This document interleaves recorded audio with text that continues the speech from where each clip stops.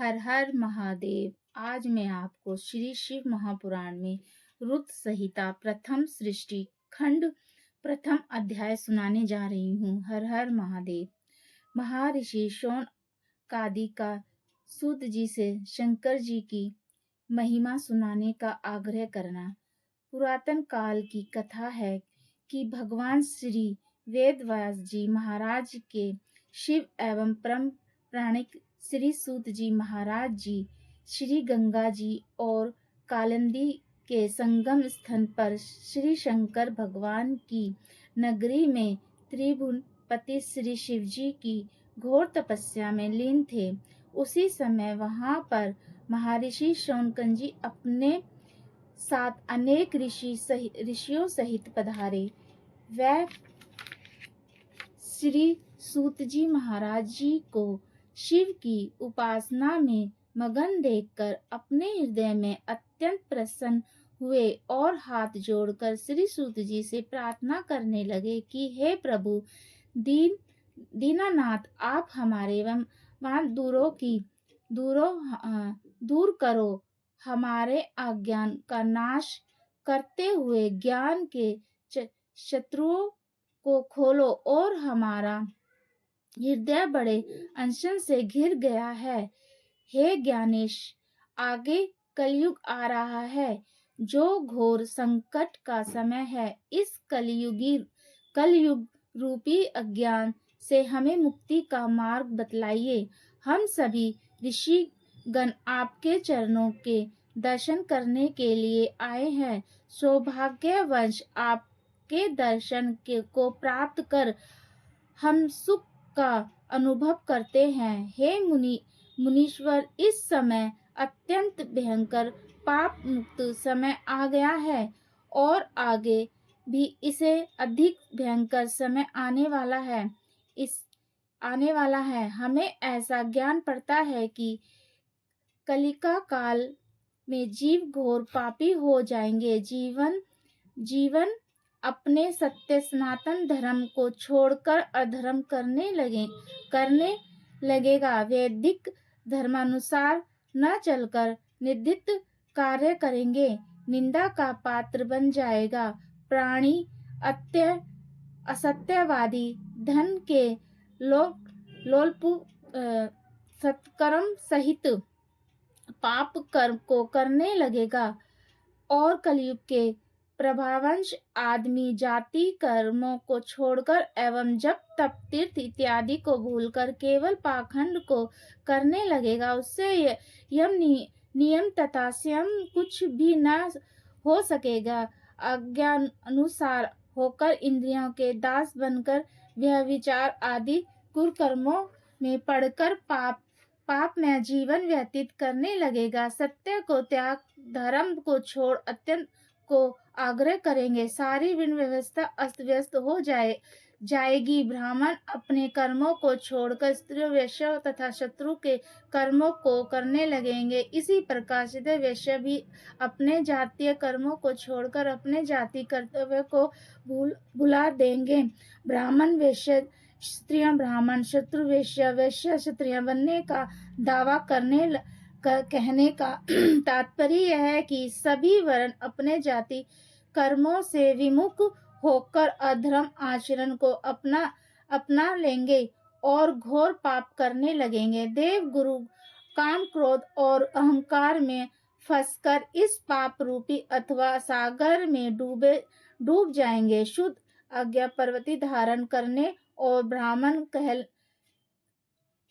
कहलाएंगे। इस प्रकार पाप ताप से पीड़ित होकर अपनी आयु को कम कर लेंगे। शुद्र मंदिरों में घुसने का प्रयत्न करेंगे।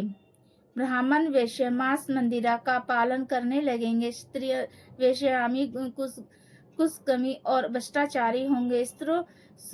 स्त्रियों अपने पुरुषों को छोड़कर पर पुरुष तथा पुरुष अपनी स्त्री को छोड़कर अन्य स्त्री पर काम्यवश पाप के भागी होंगे।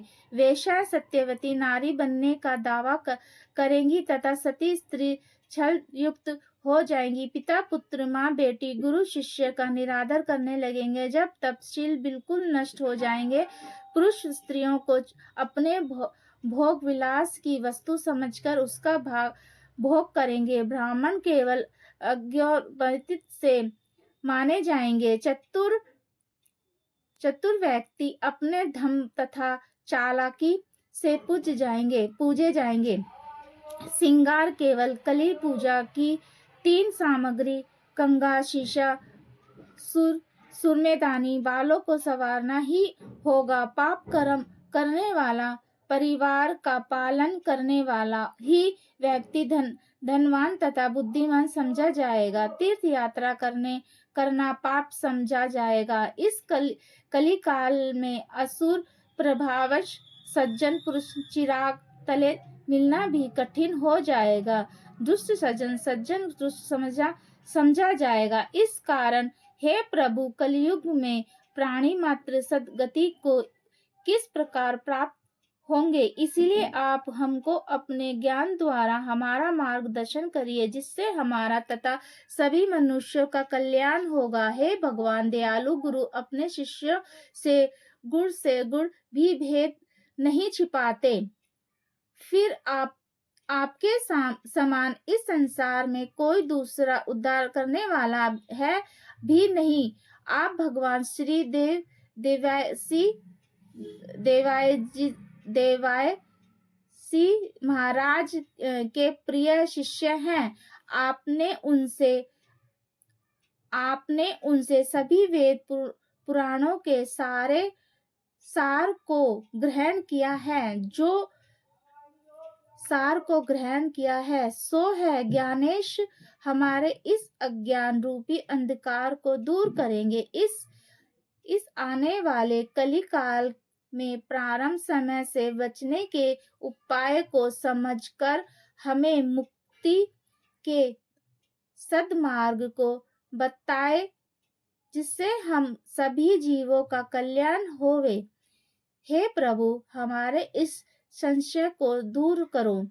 ऋषियों की बात सुनकर परम पौराणिक श्री सूत जी महाराज अत्यंत प्रसन्न हुए और थोड़ी देर तक भगवान श्री शंकर जी के चरणों का ध्यान करके सैनिकादिक ऋषियों से कहने लगे, हे वस्त, शौनक तथा अन्य ऋषियों, आप धन्य हैं जो कि आप लोगों ने त्रिलोक जीवन हितकारी अति उत्तम प्रश्न मुझे किया। सुनो, मैं आप सबको सन्मुख भगवान श्री शंकर जी की वह कथा सुनाऊंगा, जिसके श्रवण करने मात्र से ही कलिकाल के सब भी पाप नष्ट हो जाएंगे। भगवान श्री शिव का यह चरित्र परमात्मकारक वेदांत सार है। भगवान श्री शंकर जी के चरणों में प्रतीत रखने वाला कलिकाल के सभी पापों से मोक्ष पा जाता है। मस्तक पर भस्म का लेप करके भगवान श्री शंकर जी के शिव लोक को प्राप्त होता है।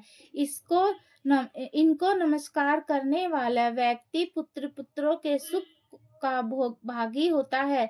ऋषि गणों, आप सब ध्यान पूर्वक सुनो। मैं आपको सन्मुख त्रिलोकपति भगवान शंकर जी की वह कथा कहता हूँ, जिसमें श्रवण मात्र ही कालिका की सारी वैरता ऐसे नष्ट हो जाती है जैसे गरम तवे पर पानी की बूंद नष्ट हो जाती है। भगवान शंकर जी का चरित्र कलिकाल के सभी पापों का नाश करने वाला है। भगवान शिव जी के चरणों में प्रेम करने वाला इस मंडल के अनेकों पापों को मुक्ति पाकर मोक्ष पा जाता है। अनेक उनका यश गान करने लाखों मनुष्य के परम व्यक्ति प्राप्ति होती है। भगवान शंकर के भक्त घात, अहिंसा, मंदिरापान और व्रत तोड़ने इत्यादि के पापों से मुक्त हो जाता है। अतः प्रत्येक मनुष्य को चाहिए कि इस संसार को दुख का स्वरूप जानकर भगवान श्री शंकर जी का ध्यान करके कमल के पत्ते पर जल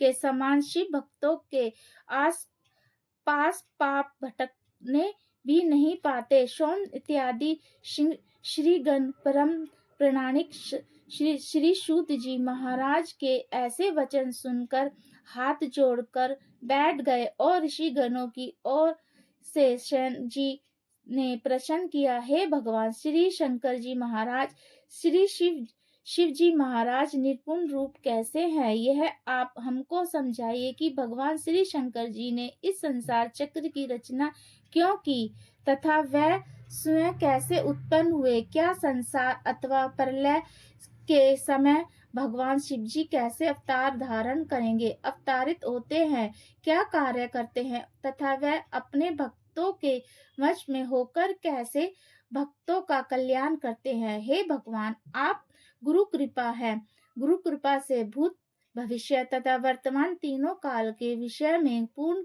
ज्ञानी है। हमारे माता पिता व गुरु आप ही है। इस संसार में आपके समान कोई दूसरा समय आदि नियमों का पालन करने वाला नहीं है। आपने भगवान से सभी कुछ शरण किया है। सौभाग्यवश आपसे हमारी भेंट हो गई है। बिना सौभाग्य के आपके दर्शन दुर्लभ हैं। हे प्रभु, आप कली काल के पापों को नष्ट करने वाली भगवान श्री शंकर जी की परम पावन कल्याणकारी कथा सुनाकर हमें हमारे इस जीवन को सार्थक कीजिए।